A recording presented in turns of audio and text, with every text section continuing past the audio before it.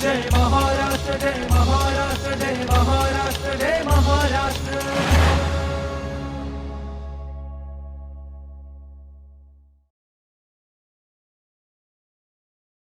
नमस्कार. माहिती व जनसंपर्क महासंचालनालय निर्मित जय महाराष्ट्र या कार्यक्रमात मी उन्नती जगदाळे आपणा सगळ्यांचं मनपूर्वक स्वागत करते. महाराष्ट्राच्या विकासामध्ये जलसंधारणाला अनन्यसाधारण असं महत्त्व आहे आणि जल म्हणजे जीवन. पाण्याचं मोल आपण जाणलं पाहिजे आणि हीच दूरदृष्टी ठेवून माजी मुख्यमंत्री स्वर्गीय सुधाकररावजी नाईक यांनी एक विशेष अभियान त्या काळी राबवलं, त्या काळी सुरू केलं. पाणी अडवा, पाणी जिरवा हा मंत्र त्यांनी महाराष्ट्र राज्याला दिला, घरोघरी गावोगावी पोहोचवला. 21 ऑगस्ट त्यांची जयंती आणि त्यानिमित्तानं जलसंधारण दिन हा साजरा होतोय. तर त्यासाठी आजचा हा कार्यक्रम, आजचा विषय आहे 21 ऑगस्ट जलसंधारण दिन व माजी मुख्यमंत्री स्वर्गीय सुधाकररावजी नाईक यांचे जलदृष्टीचे कार्य. आणि याविषयी सविस्तर माहिती देण्यासाठी आज आम्ही स्टुडिओमध्ये आमंत्रित केलंय मृद व जलसंधारण विभागाचे सचिव आदरणीय जितेंद्रजी पापळकर, भारतीय प्रशासन सेवा. सर नमस्कार. नमस्कार. जय महाराष्ट्र या कार्यक्रमात आपलं खूप खूप मनपूर्वक स्वागत आहे. सर, एक अत्यंत महत्त्वाचा विभाग आणि अत्यंत महत्त्वाचा दिवस आणि त्यानिमित्तानं आपल्या विभागाचे विविध उपक्रम सुरू आहेत. तर पाणी अडवा, पाणी जिरवा हे अत्यंत मोलाचं असा मंत्र त्यांनी दिला आणि त्यानंतर आत्ताही तो आपल्याला उपयोगी पडतोय. आपण बघतोय हवामान बदलतंय, पाणी टंचाई होते. तर काय सांगाल सर सुरुवातीला या बाबतीत? सर्वप्रथम तर मी या महाराष्ट्र शासनाचे आणि आमचे माजी मुख्यमंत्री स्वर्गीय सुधाकरराव नाईक यांच्या जन्मदिनानिमित्त जे आम्ही 21 ऑगस्टला जलसंधारण दिन म्हणून त्याला 7 ऑगस्टला या शासनाने त्याला मान्यता दिली आणि खऱ्या अर्थानं जलसंधारण दिन साजरा करण्यासाठी हा पहिलाच त्यांचा उपक्रम असल्यामुळं ह्या वर्षीपासून त्याची मोठ्या प्रमाणात त्याची सुरुवात करावी हा आजच्या ह्या जलसंधारण दिनाच्या निमित्तानं माझी पहिली अपेक्षा होती. आणि त्यासाठी आमच्या खात्याचे मंत्री आदरणीय संजय राठोड साहेब आणि आमचे राज्यमंत्री इंद्रनील नाईक साहेब यांनी देखील मोठा सहभाग नोंदवला आणि 2 प्रोग्राम आम्ही ज्या निमित्तानं खऱ्या अर्थानं घेण्यासाठी सुरुवात केलेली होती. परंतु ह्या जलसंधारणाचं जे काही महत्त्व जर काही आपण लोकांना पटवून द्यायचं म्हटलं तर पाणी अडवा, पाणी जिरवा हा जो काही मूलमंत्र सुधाकरराव नाईक साहेबांनी त्या काळात दिला होता, आजही तो तसाच्या तसा उपयोगाचा आहे. याचं कारण असं की एल-निनोच्या पार्श्वभूमीवरती आता पाण्याचं सावट, पाण्याचं संकट हे प्रत्येक गावागावापर्यंत पोहोचलं आहे. काही ठिकाणी पाऊस असा पडतो, काही ठिकाणी वेगात पडून निघून जातो, काही ठिकाणी पाऊस पडत नाही, उष्णतामान फार मोठ्या प्रमाणात वाढलेलं आहे. ह्या सर्व बाबी विचारात घेता आता या मूलमंत्राच्या अनुषंगाने काम करणे, त्यासाठी एक लोक चळवळ निर्माण करणे, लोकांच्या मनामनात गावागावात घराघरापर्यंत हा मूलमंत्र पोहोचवणे हे मुळात या आजच्या या जलसंधारण दिनानिमित्ताचं पहिलं काम हे आमच्या विभागाचं राहणार आहे. आपल्या संपूर्ण या विभागाच्या जनतेसाठी असलेल्या उपयोगी अशा योजना कोणत्या राबवता आहात? नेमके उपक्रम काय राबवता आहात? ह्या निमित्तानं तुम्हाला आठवत असेल की 14 ते 19 या कालावधीमध्ये एक जलयुक्त शिवार नावाची योजना मागच्या सरकारच्या काळामध्ये झाली होती आणि त्याला इतका ओव्हरवेल्मिंग असा रिस्पॉन्स लोकांच्याकडनं मिळाला आणि खऱ्या अर्थानं तो गावागावापर्यंत ते काम सगळं त्यात पोहोचवता आलं. साधारणतः त्या काळामध्ये 22,000 गावं ही आम्हाला जलपुरीपूर्ण करता आली. जवळजवळ 7.5 लाख हेक्टर एरिया हा त्यानिमित्त आम्हाला ट्रीट करता आला आणि मोठ्या प्रमाणामध्ये जे काही वॉटरशेड्स होते ज्याला आपण मायक्रो वॉटरशेड्स आपण ज्याला म्हणतो, त्या मायक्रो वॉटरशेडचं जलसंधारणाचं काम हे त्या काळामध्ये झालेलं होतं. मग तोच कार्यक्रमाचं पुन्हा आम्ही रिपीट करून घेऊन तो आता जलयुक्त शिवार 2.0 दुसरी योजना ह्या 19 ते 24 या कालावधीमध्ये आता संपुष्टात येते आहे. त्याही कालावधीमध्ये जवळपास आम्ही 5,500 ते 6,000 गावं ट्रीट केली आणि प्रत्येक गावाचं वॉटर बजेट करून घेऊन पाण्याचा ताळेबंद करून पडणारं पाणी, वाहणारं पाणी ते कसं त्या गावापर्यंत आपल्याला कसं साठवता येईल ती एक योजना आमची जलयुक्त शिवारची आता सध्या सुरू आहे. दुसरी अतिशय महत्त्वाची आणि लोकांना अतिशय आवडलेली योजना जी आहे ती आहे गाळमुक्त धरण, गाळयुक्त शिवार. आणि या माध्यमातून जवळपास मागच्या 3 वर्षामध्ये 9,80,00,000 क्युबिक मीटर एवढा गाळ आम्ही जवळपास 3300 धरणांमधून आम्ही काढलेला आहे आणि हा गाळ काढून शेतकऱ्यांनी त्यांच्या शेतात स्वतः पसरवला. त्यामुळे साधारणतः महाराष्ट्रामधील 2 लाख एकर जमीन ही सुपीक व्हायला मदत झाली. त्याच्यामुळे त्यांच्या शेतातल्या त्यांच्या उत्पादकतेत वाढ झालेली आहे. आणि जवळपास 811 लक्ष घनमीटर एवढा पाण्याचा संचय देखील या कालावधीमध्ये वाढलेला आहे. तिसरी आमच्या विभागाची आमची योजना आहे ती म्हणजे पंतप्रधान कृषी सिंचाई योजना PMKSY 2.0. याही निमित्तानं आम्ही सर्व वॉटरशेड ट्रीटमेंट करत असतो. त्याही निमित्तानं यावर्षी जवळपास 5.5 लाख हेक्टर जमीन ही आम्ही या कालावधीमध्ये आम्ही ट्रीट केलेली आहे, जेणेकरून लोकांना पाण्याचा स्तर वाढवणे, भूगर्भातली पाण्याची पातळी वाढवणे हा याचा मूळ मागचा उद्देश आहे. ती एक योजना आमच्या विभागात राबवतो आहे आम्ही. चौथी आमची योजना आम्ही करतो आहे अमृत सरोवर. अमृत सरोवरमध्ये म्हणजे आम्ही गावाच्या बाजूला ज्या ठिकाणी आमच्या शासकीय जमिनी आहेत त्या शासकीय जमिनीवरती जलसंधारणाच्या विभागाच्या माध्यमातून त्याचा सर्व्हे करून घेऊन त्या ठिकाणी एक तलाव तयार करून घेणे, जेणेकरून पडलेलं पावसाचं पाणी हे त्या तलावामध्ये साठून राहील आणि अशा वेळेला अल्निनोच्या पार्श्वभूमीवरती किंवा दुष्काळाच्या वेळेला किंवा पाऊस कमी पडला तर या तलावातलं पाणी त्या गावातील लोकांना वापरता येईल. त्यामुळे आजूबाजूच्या सर्व शेतामधला पाण्याचा स्तर वाढेल आणि लोकांना शेतीसाठी देखील त्याचा पाण्याचा उपयोग होतो. म्हणून ती एक योजना आमची अमृत सरोवरची आम्ही योजना राबवतो. विदर्भातल्या म्हणजे पूर्व विदर्भातले जे काही 8-9 जिल्हे आहेत त्या जिल्ह्यामध्ये माझी मालगुजारी तलावाची एक बरेच जुने माझी मालगुजारी तलाव आहेत. त्या तलावाचं पुनरुज्जीवन करणे, त्यातील गाळ काढणे, त्याची दुरुस्ती करणे, जेणेकरून त्याच्यामध्ये मोठ्या प्रमाणात आपल्याला पाणी साठवता येईल, तीही योजना आम्ही आमच्या विभागामार्फत राबवतो आहे. अशा विविध योजनांच्या माध्यमातून जलसंधारण विभाग तर काम करतच आहे, परंतु हा जलसंधारण विभागाचं केलेलं काम हे फक्त तिथे जलसंचय करून एवढं चालणार नाही, तर आम्हाला लोकांच्या सहभागाची देखील फार गरज आहे. त्याच्यासाठी हा उपक्रम या ठिकाणी राबवतो. नक्कीच सर, आपलं जलयुक्त शिवार असेल, अटल भूजल असेल आणि आता आपण बऱ्याच नाविन्यपूर्ण अशा योजना सांगितल्या की ज्या जनउपयोगी आहे. जर त्याच्यात लोकांचा सहभाग असेल, जनांचा सहभाग असेल तर ती योजना नक्कीच यशस्वी होते. तर आपण महाराष्ट्रात काय वातावरण बघता आहात की जनसहभाग कसा आहे, लोकांचा प्रतिसाद या सगळ्या योजनांना कसा आहे?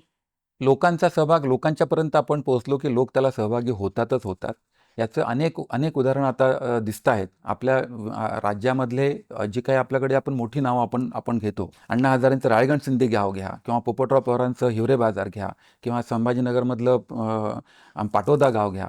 ह्या सर्व गावांमध्ये लोकांनी सहभाग नोंदवला आणि तुम्ही वॉटर कप आमिर खानने वॉटर कप पाणी फाउंडेशनमधून घेतला होता. त्याही काळामध्ये लोकांनी त्याला सहभाग दिला आणि भरभरून लोक सहभाग करतायत, कारण लोकांना इमिजिएटली त्याचा रिझल्ट मिळतो. जर तुम्ही एखाद्या गावामध्ये छोटी जरी कमी जलसंधारणाची लहान कामं घेतली तरी तुमच्या वॉटर लेव्हल त्याच्या विहिरीचं पाणी वाढलं की शेतकरी त्याला मदत करतात. हा आमचा बिलकुल चांगला अनुभव आहे. आणि त्या दृष्टीने आपण त्याची जनजागृती सगळ्या जनतेमध्ये करता. फक्त तोच एक आता ह्या निमित्तानं आम्ही जनजागृती करण्याचं मेनच काम आम्ही या निमित्तानं सुरू करत आहोत. या 21 तारखेच्या निमित्तानं आम्ही 2 प्रोग्राम घेतो आहोत. तो एक म्हणजे वॉक फॉर वॉटर आणि दुसरा आहे की रील चॅलेंज स्पर्धा. वॉक फॉर वॉटरमध्ये आम्ही म्हणतोय की तुम्ही पाण्यासाठी चला. पाण्यासाठी चला हा मूलमंत्र, जसा पाणी अडवा पाणी जिरवा सुधाकर नाईक साहेबांनी दिलेला मूलमंत्र होता, तसा पाण्यासाठी तुम्ही जर का सोबत चाललात तर तुम्हाला पाणी सोबत तुम्हाला घेऊन जाईल. वा. असा त्याच्यामागचा इतिहास आहे, असे त्याच्यामागची हिस्ट्री आहे. त्याच्यामुळे आज जर का आपण आपलं भविष्य सिक्युअर करायचं असेल तर पाण्यासाठी आपल्याला चलावं लागेल. म्हणूनच आजचा आमचा जो ब्रीदवाक्य आमचं जे आहे तेच आहे की सेव्ह सॉईल, सेव्ह वॉटर आणि सिक्युअर टुमॉरो. आता 21 ऑगस्ट आपण जलसंधारण दिन साजरा करतोय. 15 ऑगस्ट ते 21 ऑगस्टपर्यंत जलसंधारण सप्ताह साजरा करतो आहोत आणि 15 ऑगस्ट ते 26 जानेवारी संपूर्ण जलसंधारण अभियान, असे वेगळे उपक्रम, भव्यदिव्य उपक्रम संपूर्ण महाराष्ट्रभर गाजतायत. आम्हीही बघतोय प्रसार माध्यमांच्या माध्यमातून.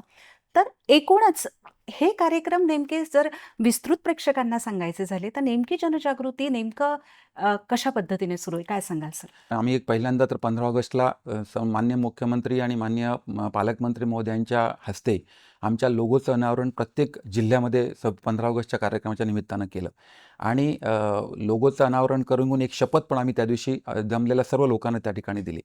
तोच प्रोग्राम आता पुन्हा आपण 21 ऑगस्टला पण आपण घेतो आहोत. त्याच्यामध्ये हा थोडासा त्याचं स्वरूप वेगळं असणार आहे. त्याच्यामध्ये आपण लोकांना इन्व्हॉल्व करतो आहोत आणि एक आपण वॉक 3 किलोमीटरचा प्रत्येक जिल्ह्यामध्ये आपण आयोजित केलेला आहे. त्याला बक्षिसांची पण व्यवस्था ही जिल्हा स्तरावरती करण्याच्यासाठीचं नियोजन करण्यात येत आहे. हा एक प्रोग्राम होणार आहे. त्या दिवशीच्या प्रोग्रामचं साधारणतः नियोजन असं असणार आहे की त्या दिवशी सकाळी 5:30ला सगळ्या लोकांनी एकत्र जमणे ग्राउंडवरती. त्याच्यासाठी त्यानंतर 6 ते पावणे 7 पर्यंत त्यांचा एक योगाचा आम्ही तिथे क्लास त्यांचा ठेवलेला आहे आणि पावणे 7 वाजता एक पाण्याची आपली एक जलसंधारणाची शपथ दिल्या जाणार आहे आणि 7ला तुमचे जलसंधारणाचं वॉक सुरू होईल. 3 किलोमीटर साधारणतः वॉक झाला की मग त्या ठिकाणी आलेल्या सर्व स्पर्धांच्या माध्यमातून स्पर्धकांच्या माध्यमातून त्यांना त्यांच्या बक्षिसाचं वितरण वगैरे करून हा कार्यक्रम वॉकॅथॉनचा त्या ठिकाणी संपणार आहे. दुसरा जो आम्ही उपक्रम घेतोय तो म्हणजे रील चॅलेंज. रील चॅलेंजमध्ये फक्त आम्ही युवकांना युवतींना त्याच्यामध्ये इन्व्हॉल्व करून घेतोय. 15 ते 30 वयोगटातील त्याच्यासाठी आम्ही त्यांचे विषय त्यांना नमूद करून दिलेले आहेत आणि त्याच्यामध्ये त्यांना आकर्षक बक्षिसांची देखील व्यवस्था आपण केलेली आहे. त्याच्या सर्वांचं जिल्ह्याच्या स्तरावरती त्याचं स्क्रीनिंग होणार आणि त्या स्क्रीनिंगच्या माध्यमातून जे काही चांगले रील्स तयार होतील. रील्स हा आताचा रील्सचा जमाना आला आहे. आता तुम्हाला तुमचं प्रिंट मीडियामध्ये जाणे किंवा ह्याच्याकडे जाण्यामध्ये आता लोकांना इंटरेस्ट आला नाही की 2 मिनिटात आम्हाला कसं कळेल आणि म्हणून आम्ही ही रीलची स्पर्धा आणि त्यानिमित्ताने युवकांमध्ये एक चांगला जागरूकता निर्माण करणे हा त्याच्यामागचा मूळ उद्देश आहे.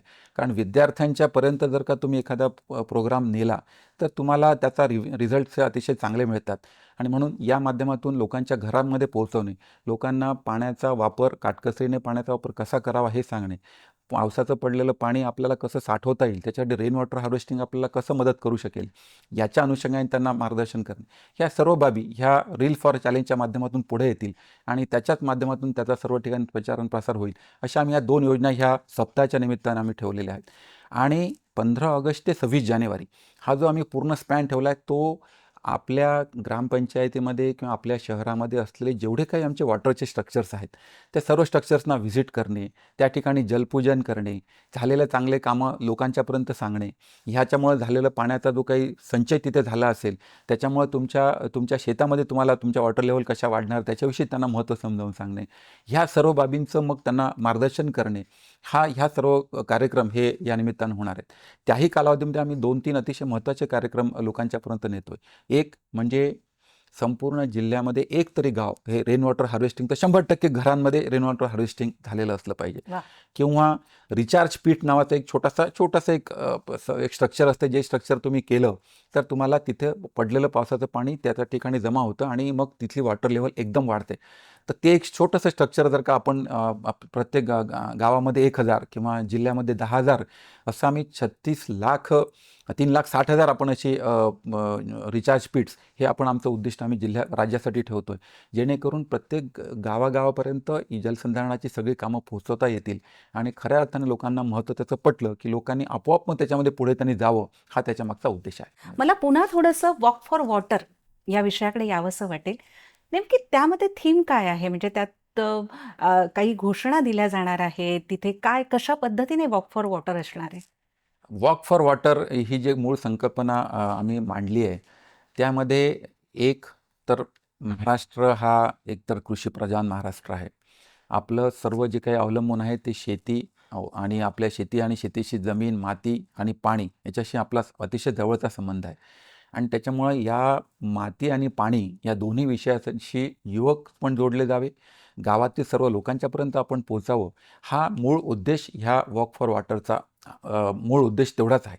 आणि या निमित्तानं जलसंधारण विभागाच्यात असलेली कामं जी आहेत ती कामं पण लोकांच्यापर्यंत आपल्याला कशी नेता येतील, असलेली जी काही स्ट्रक्चर्स आहेत ती स्ट्रक्चर्स आपल्याला दुरुस्त करून घेऊन तिच्यात आपल्याला पाण्याचा संचय आपल्याला कसा करून घेता येईल, ह्या सर्व बाबी या वॉक फॉर वॉटरच्या निमित्तानं आम्ही पुढे आणणार आहोत. शालेय जे विद्यार्थी आहे आणि महिला यांच्यासाठी काय सांगणार आहे? 15 ते 30 वयोगटातली जी काही युवती आहेत म्हणजे गर्ल्स असतील किंवा 30 वयोगटातल्या महिला असतील, आजकाल महिला पण आता फार ट्रेंड झालेल्या आहेत रील्स बनवण्याच्यासाठी आणि मला वाटतं त्यांचा पण मोठा उपयोग या निमित्तानं होईल आणि त्यांना पाण्याचा काटकसरीने वापर हा अत्यंत महत्त्वाचा भाग त्यांच्यासाठी आहे. कारण तुम्ही बघा घराघरामध्ये आपण आपल्या घरात जरी आपण बघितलं तरी भांडी धुताना किंवा तुमच्याकडचे कपडे धुताना आपल्याकडे येणाऱ्या ज्या काही महिला असतात किंवा काम करणं त्याच्यामध्ये खूप पाण्याचा गैरवापर होत राहतो, पाणी सतत वाहत राहतं.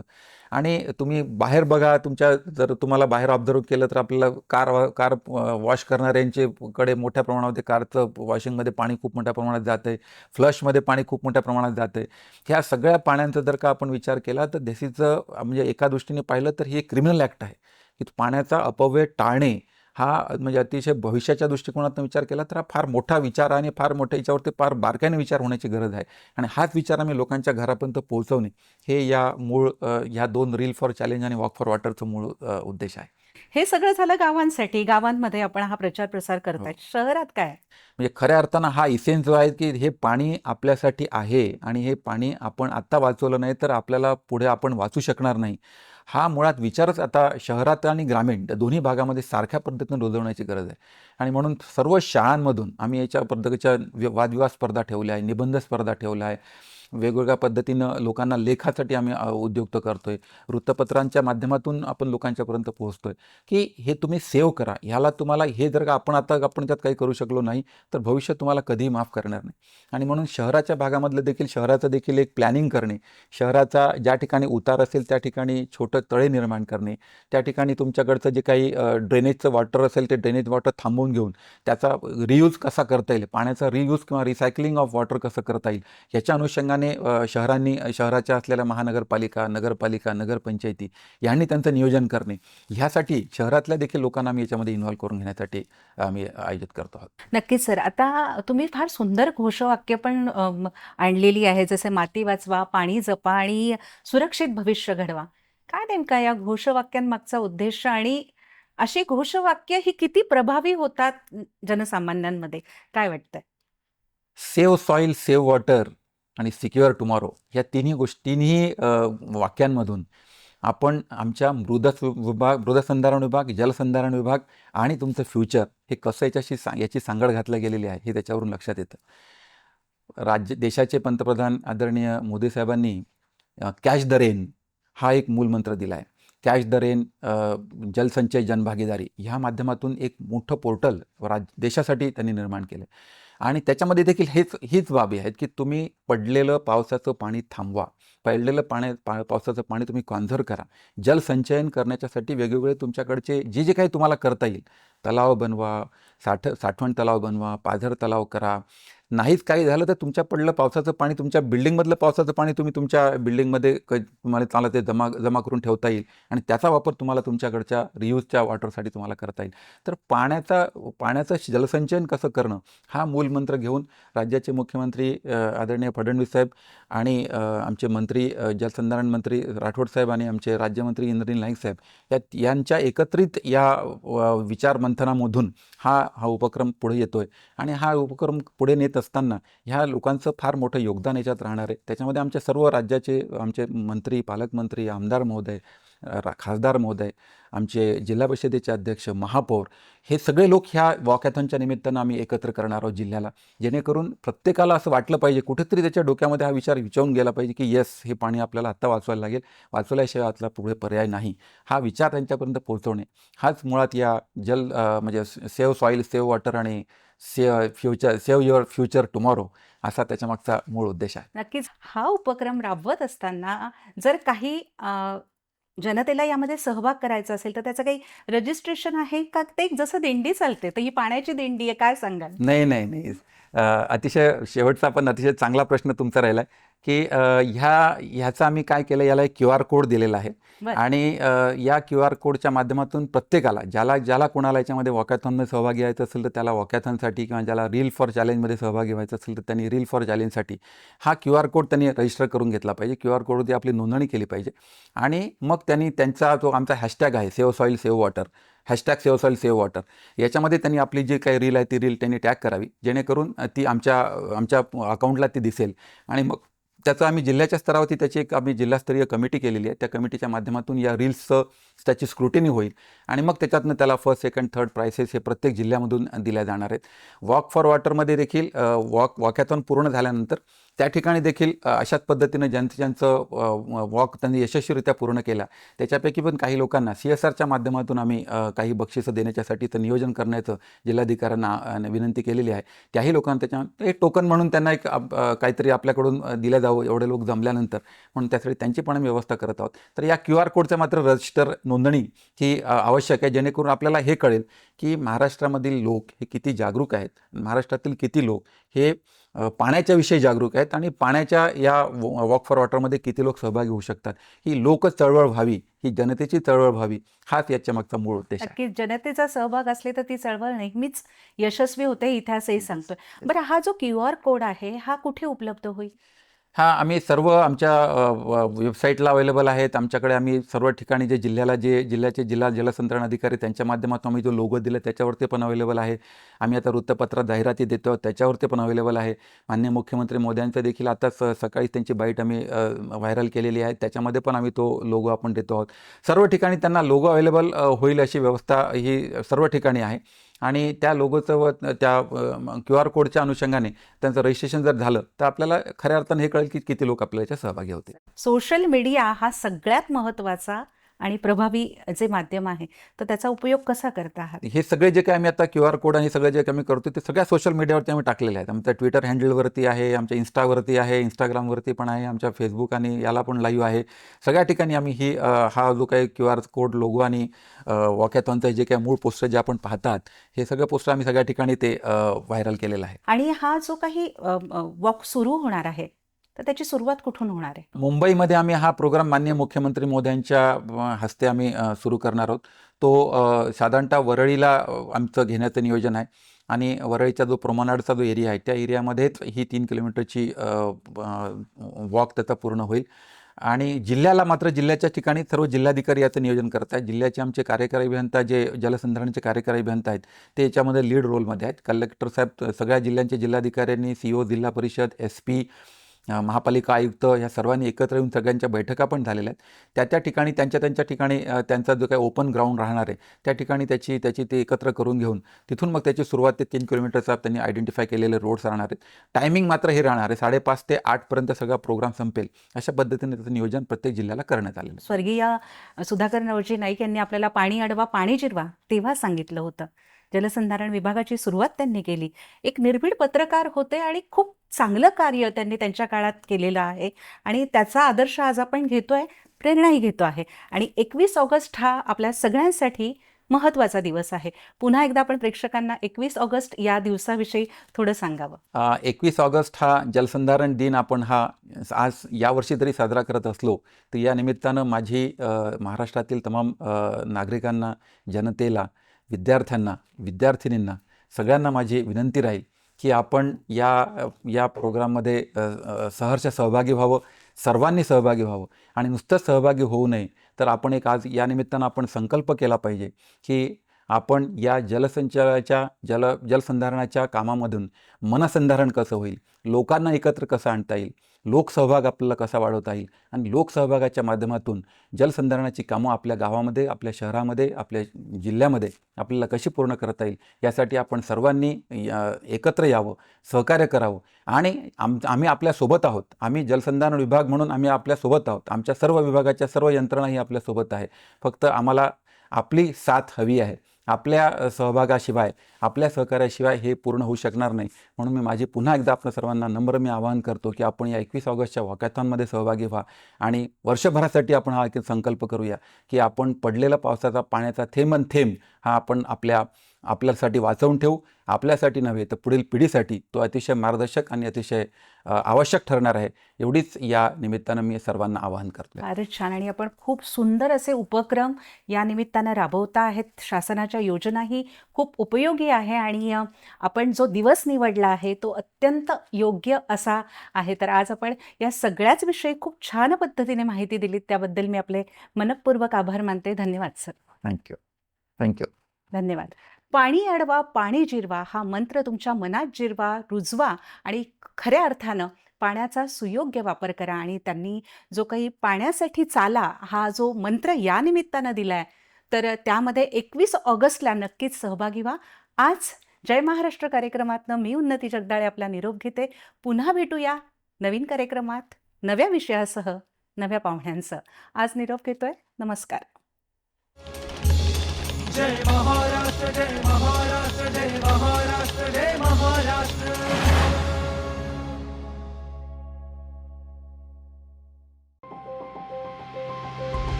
आपत्ती कोणतीही असो, त्याचे योग्य व्यवस्थापन होणे इथेच खरी कसोटी लागते.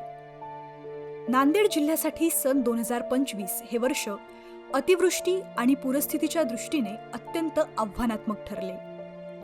जिल्ह्यात झालेल्या विक्रमी पावसामुळे अनेक नद्या व नाले दुथडी भरून वाहिले आणि अनेक भागांमध्ये गंभीर पूरस्थिती निर्माण झाली. या आपत्तीमुळे हजारो हेक्टर शेतीक्षेत्र पाण्याखाली गेले, तर शेकडो एकर सुपीक जमीन वाहून गेली. नांदेड जिल्ह्यात वारंवार उद्भवणाऱ्या अतिवृष्टी व पूरपरिस्थितीमुळे होणारे नुकसान लक्षात घेऊन माननीय मंत्री, इतर मागास बहुजन कल्याण, दुग्ध विकास, अपारंपरिक ऊर्जा तथा पालकमंत्री, नांदेड जिल्हा यांच्या अध्यक्षतेखाली स्थानिक लोकप्रतिनिधी व संबंधित विभागांच्या अधिकाऱ्यांची बैठक आयोजित करण्यात आली होती. सदर बैठकीत अतिवृष्टी व पूरस्थितीमुळे होणारे नुकसान टाळण्यासाठी दीर्घकालीन, शाश्वत आणि प्रभावी उपाययोजना राबविण्याबाबत चर्चा करण्यात आली. तसेच आवश्यक कार्यवाही करण्याबाबत संबंधित विभागांना सूचना देण्यात आल्या.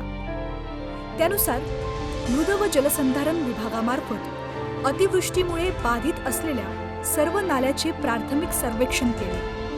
या सर्वेक्षणानुसार दरवर्षी उद्भवणारी पूरपरिस्थिती कमी करण्यासाठी पाणलोट क्षेत्रातील रन ऑफ कमी करणे, नाल्यातील पाण्याचा वेग व दाब नियंत्रित करणे, नाल्याचे खोलीकरण व रुंदीकरण करून पाणी साठवण क्षमता वाढविणे, पाण्याचा प्रवाह सुरळीत ठेवून पूरस्थिती टाळणे, तसेच नाल्याच्या काठावर बांबू लागवड करून एकात्मिक पाणलोट विकास कार्यक्रम राबविण्याची शिफारस करण्यात आली.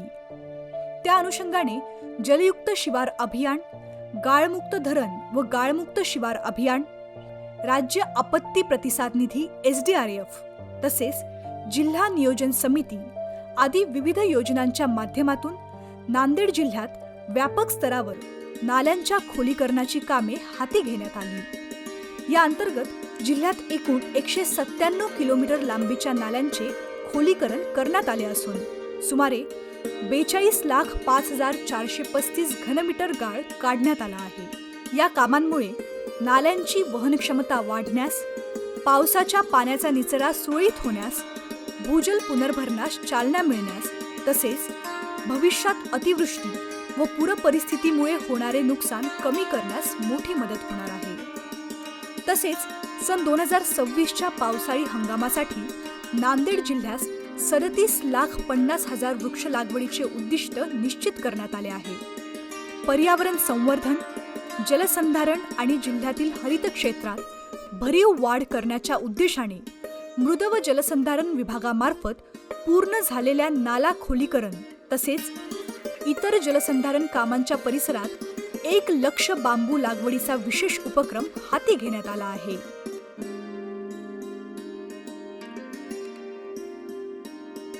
या उपक्रमाचा शुभारंभ दिनांक 4 जुलै 2026 रोजी मोजे सालेगाव, तालुका धर्माबाद, जिल्हा नांदेड येथे बांबूंच्या रोपांची लागवड करून करण्यात आला. मृद व जलसंधारण विभागामार्फत राबविण्यात येणारी ही मोहीम जलसंधारणांच्या कामांना पर्यावरणपूरक बळ देण्याबरोबरच मृद संवर्धन, जैवविविधतेचे संरक्षण, कार्बन शोषण तसेच ग्रामीण भागातील हरित क्षेत्राच्या विस्तारासाठी महत्त्वपूर्ण ठरणार आहे.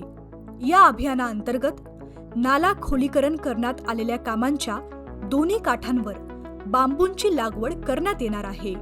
बांबूच्या मजबूत व विस्तृत मूळव्यवस्थेमुळे मातीची धूप कमी होण्यास, नाल्यांच्या काठांची स्थिरता टिकवून ठेवण्यास तसेच जलसंधारणाच्या कामांचे दीर्घकालीन संरक्षण करण्यास मदत होणार आहे. परिणामी जलसंधारणांच्या संरचनाची परिणामकारकता वाढविण्याबरोबर भूजल पुनर्भरण, पर्यावरणीय समतोल राखणे आणि स्थानिक परिसंस्थेच्या संवर्धनालाही चालना मिळणार आहे. जय महाराष्ट्र, जय महाराष्ट्र, जय महाराष्ट्र, जय महाराष्ट्र.